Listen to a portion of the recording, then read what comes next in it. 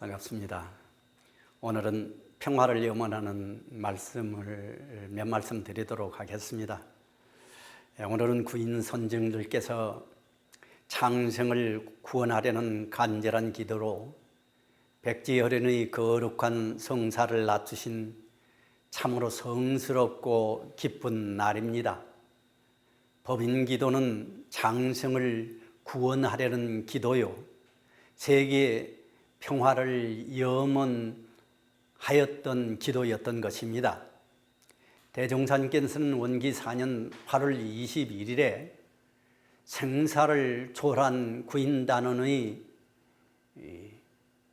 지극한 정성이 드디어 백지혈인의 이적으로 나타남을 보시고 이렇게 말씀하여 주십니다. 그대들의 마음은 천지신명이 이미 감응하였고 음부공사가 이제 판결이 났으니 우리의 성공은 이로부터 비롯하였도다라고 말씀을 하여 주십니다. 대종사님께서 대각을 이루실 때 원불기가 시작이 됩니다. 그러나 우리가 생각해 보면 정작 진리로부터 인증을 얻은 날은 백지혈인의 이적을 낮추신 법인 성사를 낮추신 날로부터 우리 상이 진리로부터 인정받고 대종사님께서는 우리의 성공은 이로부터 시작되었다고까지 표현을 하여 주십니다. 이 장생을 구원하려는 기도는 다른 말로 표현하면은 세계 변화를 간절히 염원하였던 기도였던 것입니다. 우리가 늘 기도를 올리고 염원을 올리고 공부하는 것도 여기에 뜻이 있고 교하는 것도 여기에 뜻이 있는 것입니다. 근래 요 몇 년 사이에 세계적으로 전쟁과 재난, 재해, 빈곤과 질병으로 수없는 사람이 죽고 많은 사람들이 고통 속에서 시달리고 있습니다. 여기에 우리가 세계 평화를 염원하는 기도를 수없이 올리는 뜻이 여기에 있고 또 그동안 우리들이 법인절 앞에 기도를 올린 뜻도 여기에 있었던 것입니다. 따라서 우리의 염원과 기도가 헛되지 않게 하시어 그 모든 전쟁이 종식되고 재난, 재해와 질병과 빈곤에서 시달리는 모든 사람들이 하루빨리 안심과 평화를 되찾기를 간절히 염원드립니다. 정산 종사께서는 1950년 대한민국에서 일어났던 6.25 동란 이후에 이렇게 말씀을 하여 주십니다. 그대들은 조석신고를 올릴 때 우주의 진리와 자신이 부합되어 그에 얻을 수 있다는 확고한 신념이 서 있는가 하고 이렇게 물으십니다. 그리고 나서 말씀해 주십니다. 얼른 생각은 마음으로 잠깐 구하는 것이 무슨 큰 이력이 있을까 싶지만은 우리가 마음으로 생각하는 것이 다 허공겁게 스며드나니 그들은 신고를 올릴 때뿐만 아니라 언제나 마음 움직임에 주의하며 조석신고를 일심으로 드리는 것이 큰 공부가 되고 큰 위력이 있음을 잊지 말라고 당부하십니다. 그리고 이어서 또 말씀해 주십니다.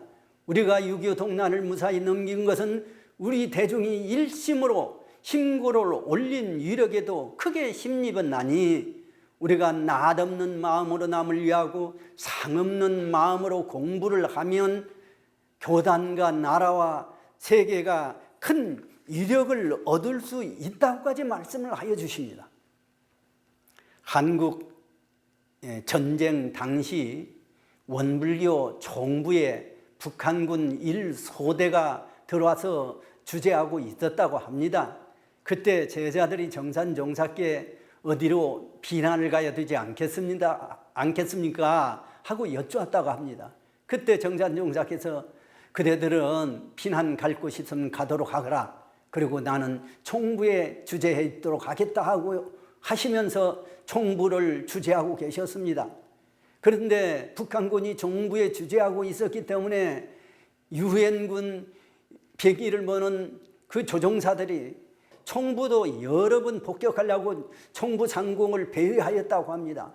그런데 와서 복격하려고 할 때마다 총부 상공에서 환한 빛이 솟는 것 같아서 총부를 복격을 못하고 돌아가고, 또 한 번 왔다가 복격을 못하고 돌아가서 나중에 전쟁이 끝난 다음에 하도 신기해서 그 조종사가 총부를 다녀갔다고 합니다. 그런데 총부 와서 보니까 수도하는 대중이 머물고 있거든요. 그러면서 그분이 그때 환한 빛이 허공에 솟았던 그 뜻을 알겠다고 그렇게까지 표현을 했다고 합니다. 그래서 정산종사께서 말씀하신 거예요.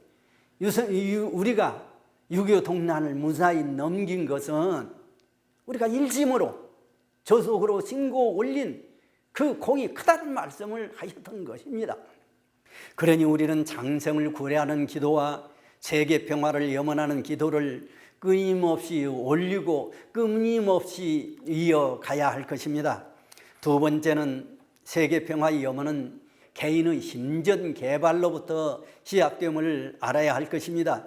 대종사께서는 우리 교법은 난리 세상을 병정하는 병법이요, 그대들은 난리 세상을 병정하는 병법을 배우는 훈련생과 같도다 하고 이렇게 말씀을 하여 주십니다. 그 병법은 바로 심전개발이요, 심전개발의 훈련을 통해서 난리 세상을 평정하는 도원수로가 되라고 간절히 부촉하여 주십니다.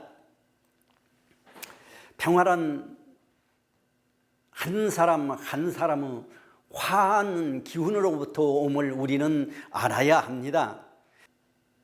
1990년 대한민국을 떠들썩하게 만들었던 사건이 있었습니다. 바로 신창원이라는 탈옥수의 사건이었습니다. 신창원 씨는 탈옥하여 2년 동안 대한민국을 돌아다니면서 경찰을 우롱하며 많은 족적을 남겼습니다. 그런데 신창원 씨가 나중에 붙들려서 인터본 내용 중에 하나입니다. 내가 이렇게 된 것은 초등학교 5학년 때 한 선생으로부터 받았던 말을 통해서 내 마음속에 분노와 증오와 악마가 자리 잡고 있었다고 이렇게 표현을 했다고 합니다. 신창원 씨는 불우하고 가난한 환경 속에서 자랐습니다. 그래도 착하게 그때까지는 자랐다고 합니다.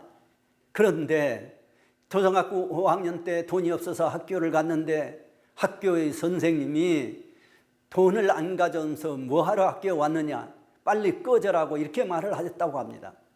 그 말을 듣고 신창원 씨 마음속에는 분노와 증오, 그리고 그 마음속에 악마가 자리 잡고 있기 시작하였다고 그렇게 신창원 씨는 표현을 하였다고 합니다. 한 사람의 마음속에 분노와 증오가 얼마나 큰 결과를 가져오는가를 우리는 알 수 있습니다. 또 하나는 1889년 역사적으로 두 사람의 큰 인물이 태어나게 됩니다. 하나는 아돌프 히틀러요, 하나는 미국 34대 대통령을 지낸 드와이트 아이젠하워 대통령입니다.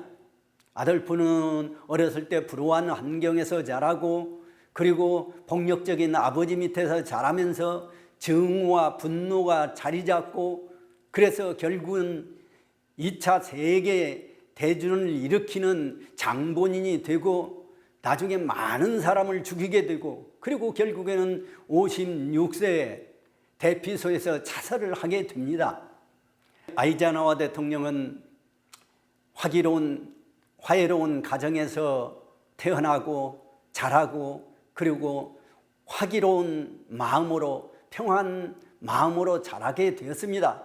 그래서 아이젠하워 대통령은 나중에 노르망디 상륙 작전에 성공하여 2차 대전을 성공적으로 이끌고 나중에 미국의 34대 대통령까지 역임하게 됩니다. 그래야 그는 78세라는 수명을 누리고 많은 사람의 예도 속에 죽음을 맞이하게 된 것입니다. 한 사람 마음속에 어떤 마음을 가지고 있느냐에 따라서 이렇게 삶이 달라지게 되는 것입니다. 그래서 대종사님께서는 심전개발은 난리 세상을 평정하는 병법으로까지 말씀을 하여 주십니다. 정산종사께서는 세계평화는 한 사람 한 사람의 화하는 마음에서부터 이루어지나니 화하는 마음이 곧 세계평화의 기점이라고까지 말씀하여 주십니다. 그러니 우리는 심전개발로 세계평화를 불러오는 주인공이 되고 그러한 역할을 해야 할 것입니다. 세 번째는 사증보은의 실천입니다. 정산종사께서는 상생대도인 사은의 교류가 만생령을 제도하는 가장 큰 길이며 사증보은의 도리가 이 세상을 평화롭게 하는 가장 큰 원동력임을 깨달을지어다 라고 말씀을 하여 주십니다. 오늘 우리는 이 말씀을 마음 깊이 새기고 은혜와 감사 생활을 실천하여 평화한 세상을 건설해 나가도록 합시다. 또 하나는 세계평화의 제언으로 대산종사께서는 앞으로 종교 간 협력하고 세계평화를 논의할 유엔과 같은 기구를 설치하도록 우리에게 부촉해 주셨습니다.